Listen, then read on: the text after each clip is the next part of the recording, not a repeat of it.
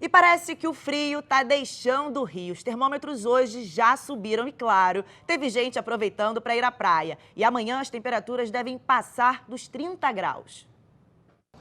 Praia do Arpoador, zona sul do Rio de Janeiro. Às 2 horas da tarde, os termômetros marcavam 27 graus. Nem parecia inverno. O tempo frio da última semana deu lugar ao sol, praia cheia e céu azul. Banho de mar, de chuveirinho, surfistas na água. Cenário típico de verão.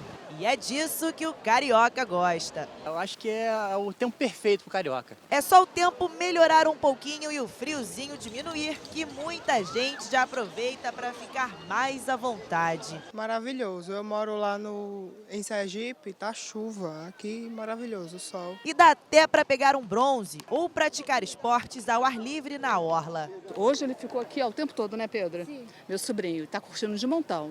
Então pode jogar voleibol, bola, que tá tudo tranquilo. E não tá tão cheio, né? Então tá ótimo. E esse solzinho deve continuar neste domingo, segundo o Climatempo. Não há previsão de chuva e as temperaturas podem chegar a 33 graus. Um alívio para quem não é tão fã assim do inverno. O inverno carioca sempre dá... É isso, no fundo, né? Dá para pegar praia, tem sol.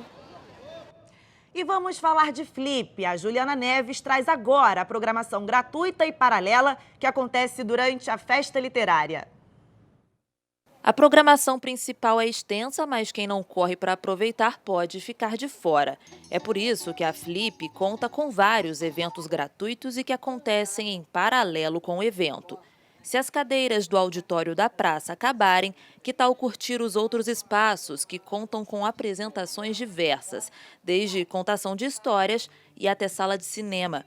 Neste espaço foi o café literário que atraiu os olhares. De orelhão quebrado, um amor que singra as pontes do Recife. É uma parceria que beneficia todo mundo. E nesse ano a programação gratuita se ampliou. Só nesta unidade são mais de 100.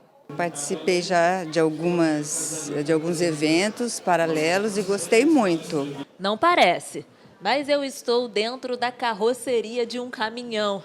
Essa é uma das 28 casas parceiras da Flip neste ano e traz uma exposição totalmente dedicada à língua portuguesa.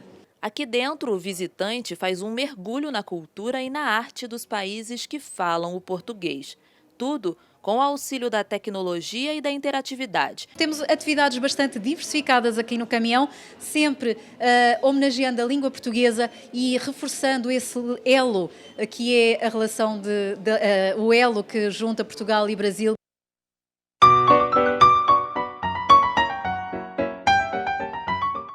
E sábado é dia de Pensando em Cinema. Mário Abad traz agora o filme Cezanne e Eu.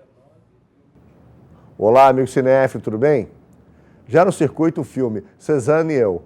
O longa apresenta a amizade ao longo da vida entre dois renomados artistas franceses do século XIX, o pintor Paul Cézanne e o escritor Émile Zola. A história mostra o primeiro encontro como colegas de escola para sua rivalidade criativa. A cineasta Nelly Thompson, que sempre pontuou a sua filmografia na mistura entre romance, drama e comédia, faz um retrato carinhoso dessa relação importante e influente na obra de ambos os artistas. Danielle usa planos fechados para reforçar a imensa intimidade que a dupla tinha. Ela emprega o pós-impressionismo de Cézanne e o naturalismo de Zola para criar certas passagens da narrativa. O filme é encantador e reforça uma das qualidades dos franceses. Não tem coisa melhor para a criação que uma boa conversa regada com comida e bebida de qualidade. Je voudrais peindre comme tu écris.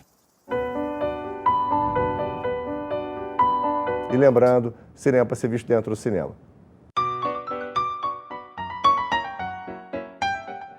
Futebol. O Vasco fez agora o primeiro jogo da volta do Brasileirão depois da parada para a Copa América. A partida fora de casa está terminando e o Cruz Maltino vai perdendo para o Grêmio por 2-1.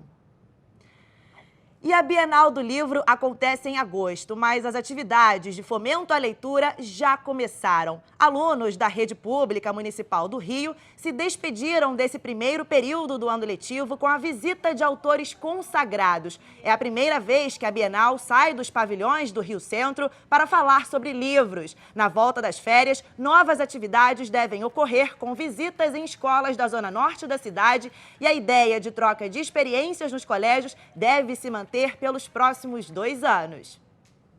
Eu me despeço por aqui e na volta você fica na companhia de Thaís Dias com uma entrevista exclusiva com o prefeito do Rio, Marcelo Crivella. Não saia daí que o Jornal do Rio volta já já. Estamos de volta com o Jornal do Rio e a partir de agora vamos trazer uma entrevista exclusiva com o prefeito do Rio de Janeiro, Marcelo Crivella, que está aqui ao meu lado. Boa noite, obrigado pela participação. Boa noite, Thaís. Prazer estar aqui. Prefeito, eu queria começar falando de uma região do Rio de Janeiro que está no noticiário nos últimos meses e que está afetando a vida do carioca muito. A Avenida Niemeyer, que liga ali o bairro do Leblon a São Conrado, está interditada sem previsão. A prefeitura já disse que fez obras, já garante a segurança do carioca para circular por ali? O senhor já garante que pode ser reaberta?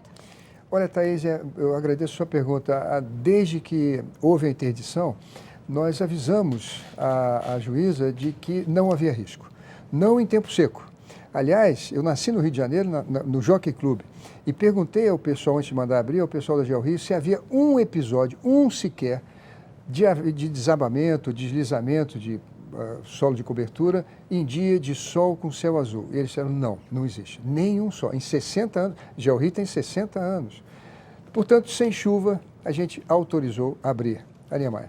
De lá para cá, já fizemos milhões de obras, tem 36 pontos de obra.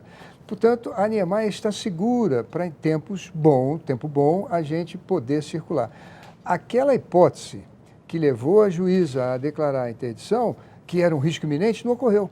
Nós temos mais de 30 dias que o que tem ocorrido é um engarrafamento monstruoso que vai da Barra da Tijuca até a Lagoa. Então, nós já fizemos vários apelos, várias reuniões, eu também sou engenheiro. O pessoal da Geotécnica são os melhores engenheiros que nós temos no Rio de Janeiro, com imensa experiência. Os engenheiros que ela convidou são jovens, são rapazes, e cujas teses deles nós todos rebatemos. Agora, eu sei que a juíza, por não ter conhecimento técnico, fica com uma indecisão.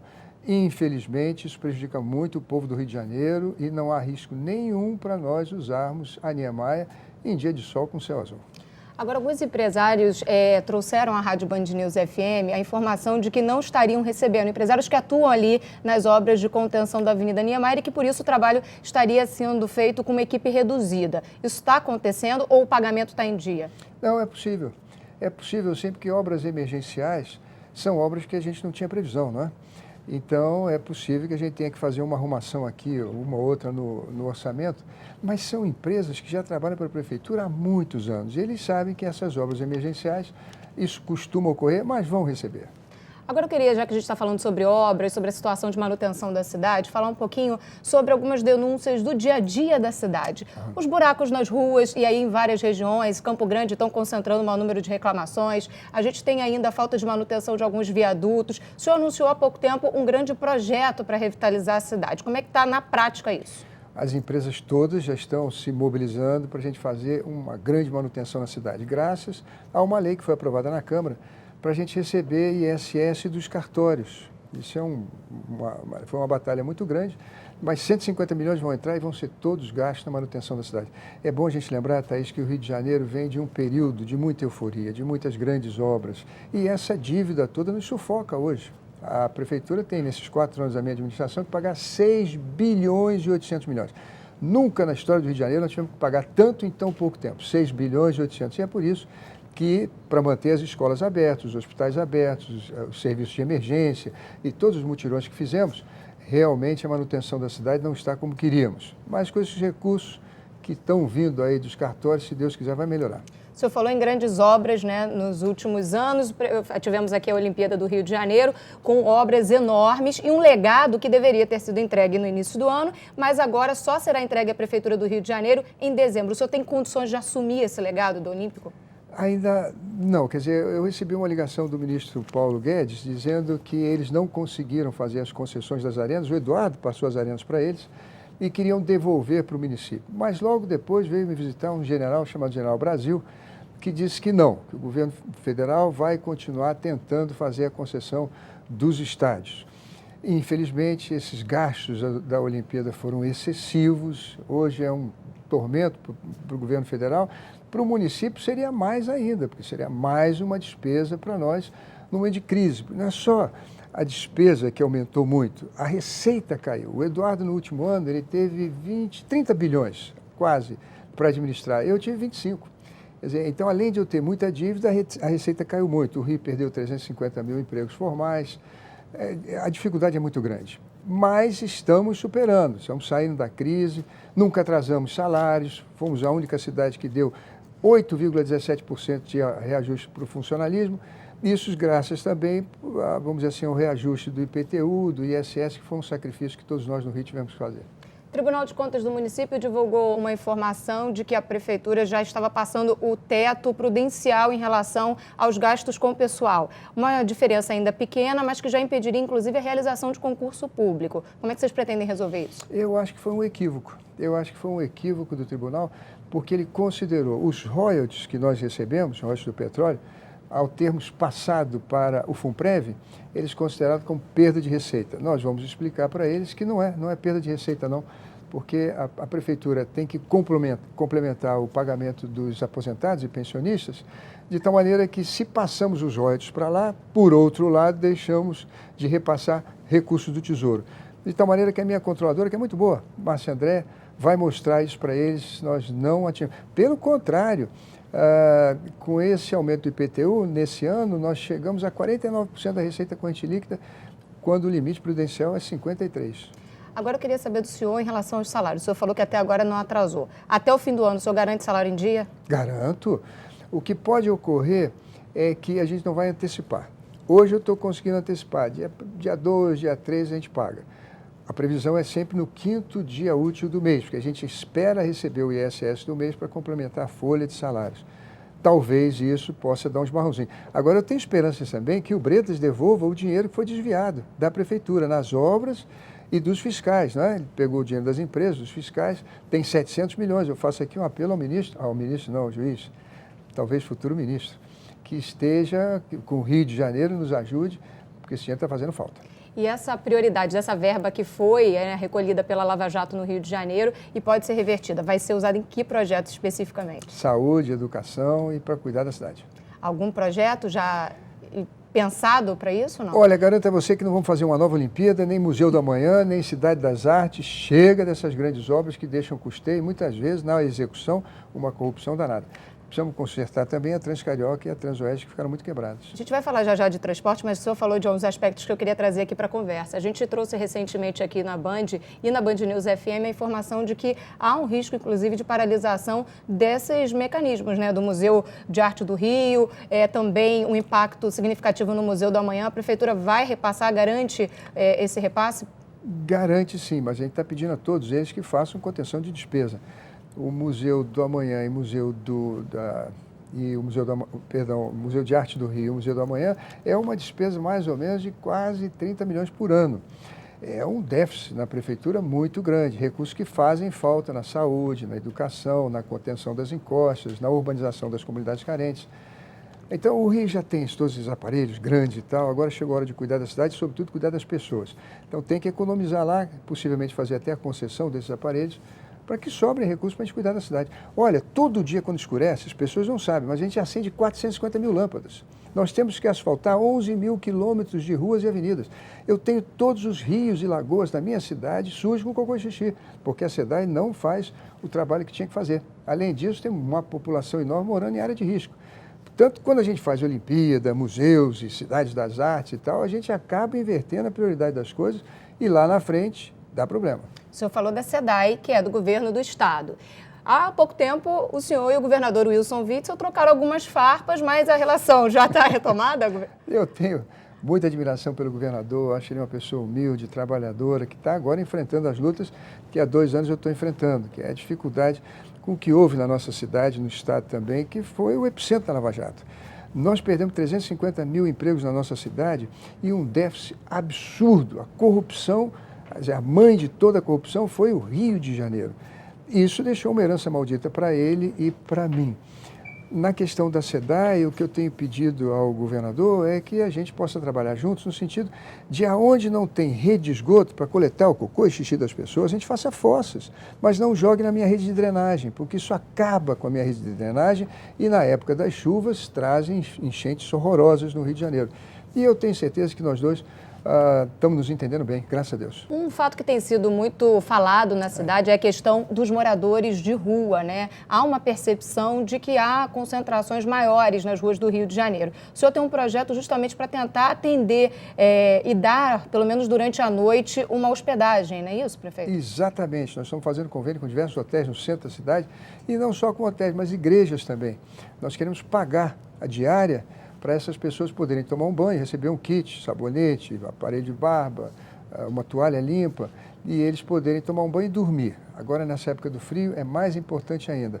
Já conseguimos alguns hotéis, mas estamos procurando outros. A população do Rio de Janeiro hoje está em torno de 5 mil pessoas. Lembra que eu te falei, nós perdemos 350 mil empregos. Não só a gente, mas a Baixada inteira. Muita gente vem para cá para mendigar ou para tentar fazer algum trabalho informal e acaba ficando por aqui porque não tem dinheiro para voltar para casa durante a semana, só vai no final. E aí ficam dormindo na rua. É muito triste. Temos estrangeiros também. Agora é isso, estamos procurando fazer convênio não só com os hotéis, mas também com as igrejas para que abriguem essas pessoas. Agora, se tem uma parceria que está meio polêmica e está uma queda de braço, é em relação à Prefeitura do Rio de Janeiro e o consórcio VLT Carioca. Agora a Justiça negou uma liminar para rescindir o contrato.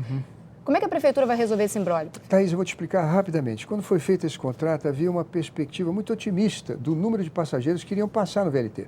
A ideia é que tivesse 260 mil passageiros por dia em 2019. É uma curva de demanda que durante 10 anos vai aumentando. Vai chegar, daqui a 10 anos, a 400 mil por dia. Nós não temos isso, nós temos 60 mil passageiros. Então, a Prefeitura fica obrigada a pagar por esses passageiros que não existem. Isso daria mais ou menos alguma coisa de 500 mil por dia, 15 milhões por mês, 200 e tantos milhões por ano e, ao longo de 10 anos, 2 bilhões. Então, o que eu pedi ao VLT é que a gente pudesse sentar e rever esses números. A Prefeitura não pode se responsabilizar por previsões catastróficas, absurdas, que foram feitas no passado. Eles não queriam entrar na Justiça, dizendo que a gente tinha que cumprir o contrato, e a Justiça, graças a Deus, não deu a eles a liminar. O que significa o seguinte, vamos sentar e vamos tentar uma viabilidade do VLT. É muito importante lembrar de que esse VLT foi financiado, em parte, pelo BNDES, e a Prefeitura paga, números redondos, que custou 1 bilhão e 200 no orçamento, depois ficou um pouquinho mais caro, as obras fugiram um pouco do controle. 700 mil foi a fundo perdido, Prefeitura e Governo Federal, 500 mil vieram do BNDES, que as empresas pegaram para fazer o resto das obras. Mas esses 500 mil do BNDES nós estamos pagando. Quando eu entrei era 6 milhões, hoje é 8 milhões por mês, nós temos que pagar durante 25 anos. Então a gente já paga o empréstimo que eles pegaram no BNDES para fazer a parte do investimento deles. Agora, garantir uma demanda irreal, eu acho que é demais. E aí nós estamos lutando para verificar se podemos trazer esse contrato para uma realidade. Agora o Carioca, ele que usa já, que já faz parte da rotina dele, o VLT, não vai parar de funcionar? Não, não vai parar de funcionar, não. Agora a linha 3, nós estamos esperando uma negociação, porque quando começa a funcionar a linha 3, eu tenho que garantir 260 mil passageiros por dia. Vamos falar de uma outra parceria que tem gerado aí brigas judiciais. Prefeitura, linha amarela. Já fecharam ali as cancelas algumas vezes, já abriram outras. Agora a Justiça já determinou, pelo menos por enquanto, não pode mais ter essa abertura. Olha, a linha amarela, vocês que estão ouvindo a gente, é um escândalo. A linha amarela, nós descobrimos no termo aditivo de 2011 que havia sobrepreço, superfaturamento e obras que foram cobradas e não foram realizadas. No total, dava um prejuízo de 250 milhões. Nós, então, dissemos o seguinte, fica metade dela aberta, a outra metade continua cobrando pedágio durante 19 meses para ressarcir esses 250 milhões que foram cobrados erradamente. Equilíbrio econômico e financeiro do contrato está previsto. A gente fazer isso sempre descobrir que tem coisa errada. Mas continuamos a fazer os cálculos. A principal incógnita dessa equação é o fluxo. O fluxo, o número de carros que passam pelo pedágio. Olha, agora os controladores da Prefeitura são auditores, contadores, que trabalham lá há 30 anos, foram verificar as contas certas e o pedágio deve encerrar hoje e devolver à Prefeitura 400 milhões. Ou, se ficarem por conta deles a manutenção, que é em torno de 100 milhões por ano, deveriam operar durante 11 anos com pedágio de R$ 2,00. Essa conta nós vamos levar à Justiça, não tínhamos levado antes. Agora, para você que está em casa, vale a pena você fazer uma comparação. A Thaís mora em Niterói, ela pega muita ponte Rio-Niterói, 4,30 nos dois sentidos, e ainda estão investindo 500 milhões de reais em obras. Mergulhão em Niterói e 2 acessos, Avenida Brasil e Avenida Portuária. 500 milhões, cobrando 4,30. Manutenção é caríssima, são 13 quilômetros. A linha amarela são 15 quilômetros, não tem investimento nenhum, já foi paga há muito tempo, porque o ressarcimento terminou em 2007, ganharam 30 anos a mais por obras que não existiam e não se levou em conta esse fluxo. Aliás, há 3 anos atrás, houve um princípio para cálculo de fluxo que ficou parado na gaveta de um funcionário que está, inclusive, respondendo agora uma sindicância. De tal maneira que a linha amarela é seguramente o exemplo do Rio, do Brasil, talvez do mundo, de uma obra que precisa ser revista, de uma concessão absurda, que era de 10 anos, passou para 40, sem razão nenhuma. Se me permite só a correção, a ponte tem um pedágio apenas no sentido Niterói, no sentido do Rio, ela não tem esse pedágio. Prefeito, eu queria falar um pouco também... Não, Thaís, você tem toda a razão. Eu falei 4,30 ida e volta. A linha amarela é R$ 15,00, 7,25 para ir, 7,25 para voltar. O tamanho é o mesmo, sendo que a manutenção da linha amarela é muito menos sofisticada. A ponte é no meio agressivo, no mar, vento, água salgada, aquela estrutura toda sendo vigiada, com pessoas penduradas em cabos de aço, com barcos embaixo. Nós não temos isso na linha amarela. Portanto, é bom que as pessoas vejam a disparidade que existe entre esses dois pedágios. A gente está chegando na reta final, prefeito, eu queria falar rapidamente em relação ao Carnaval do Rio de Janeiro. Tivemos agora uma desvirada de mesa e a Imperatriz Leopoldinense foi rebaixada assim para a Série A do Carnaval. E o senhor, junto com o governador Wilson Witzel, já sinalizaram essa possibilidade de profissionalizar o Carnaval. Em que pé está isso? Quando que a gente já pode esperar? Olha, o Carnaval é outra coisa que salta aos olhos. Por quê? A Prefeitura coloca 70 milhões, a Rede Globo de televisão vende mais ou menos não, vendeu 6 cotas de 39 milhões, quase 240 milhões, e a Liesa vende os ingressos em torno de 100 milhões. Quer dizer, então a Prefeitura paga o show, a Globo fatura a publicidade e a Liesa fatura os ingressos. Não dá. Infinitamente. Então, o que ocorreu é o seguinte, nós queremos que o Carnaval seja privatizado, que viva das suas próprias pernas. E houve uma empresa de São Paulo que ofereceu à Liesa 100 milhões de reais pelo Carnaval. 100 milhões de reais. A Liesa sequer respondeu. Semana que vem, estou te dando isso aqui em primeira mão. A Prefeitura está editando uma lei, um decreto-lei, dizendo que fica vedado o uso de recurso público, a aplicação de recursos públicos em qualquer evento na cidade que cobre ingresso. Vamos preservar o Réveillon e se o Carnaval também da Intendente Magalhães, mas se houver cobrança de ingresso, a Prefeitura não pode colocar recursos, seja por conlubre, seja por patrocínios, subsídios, seja pagando luz, seja botando guarda ou colocando milhares de médicos e enfermeiros, tem que ser por conta do organizador, como qualquer outro evento. Eu acho que é dessa maneira, sabe, Thaís, que a gente vai conseguir trazer a política para o bom senso, para a realidade, e a gente não viver mais essas crises malucas que favelizam a nossa cidade, causam violência, desemprego, esses buracos todos que você fala, que me deixam irritados, eu sou o mais nervoso de todos os cariocas, porque cabe a minha responsabilidade de fazer a manutenção. Mas deixo aqui registrado que é por culpa de coisas do passado que foram feitas sem a gente pensar. Prefeito, vamos falar um pouquinho de BRT, porque tivemos uma intervenção ao longo dos últimos meses nesse sistema aqui no Rio de Janeiro e o que a gente consegue observar na prática é que muito pouca coisa mudou. Eu queria saber do senhor, efetivamente, quando que acaba essa transição e as empresas retomam a administração e se, de fato, o que está contemplado nessa transição? O senhor falou da compra de ônibus, inclusive, né? O bom da intervenção é que o interventor, vamos dizer assim, incomodou e os donos dos consórcios, então, vieram à mesa para fazer uma negociação. Qual seria a negociação? Consertar os 90 ônibus que estão quebrados, comprar 150 ônibus, acabar com a evasão, mudando a arquitetura das estações, se responsabilizarem pelas as estações, inclusive a questão da segurança. E era isso que a gente queria, reabrir as estações da Cesário de Mello, e nós vamos cuidar da calha.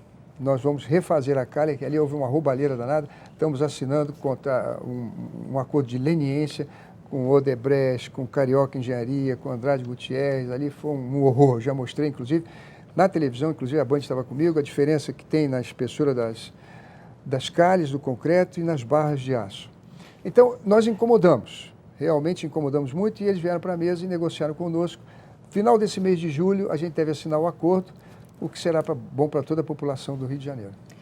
Agora vamos falar um pouquinho. O senhor falou de impeachment, aliás, a gente estava falando de impeachment ao longo, não tinha como fugir desse assunto. O senhor teve uma vitória na Câmara. O senhor acredita que chega até o fim do governo sem um novo processo por lá?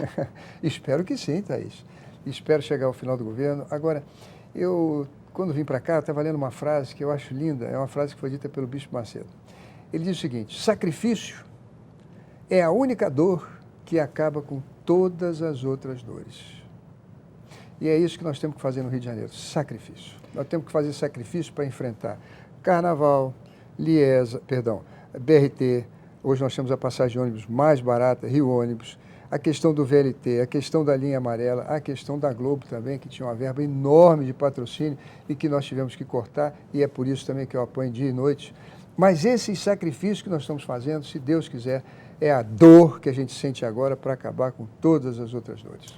Agradeço muito a sua obrigado, presença Thaís. aqui no Jornal Obrigado. do Rio. E assim ficamos com o Jornal do Rio de hoje. Voltamos na segunda-feira. Obrigado pela companhia. Até lá, 6:50 da noite.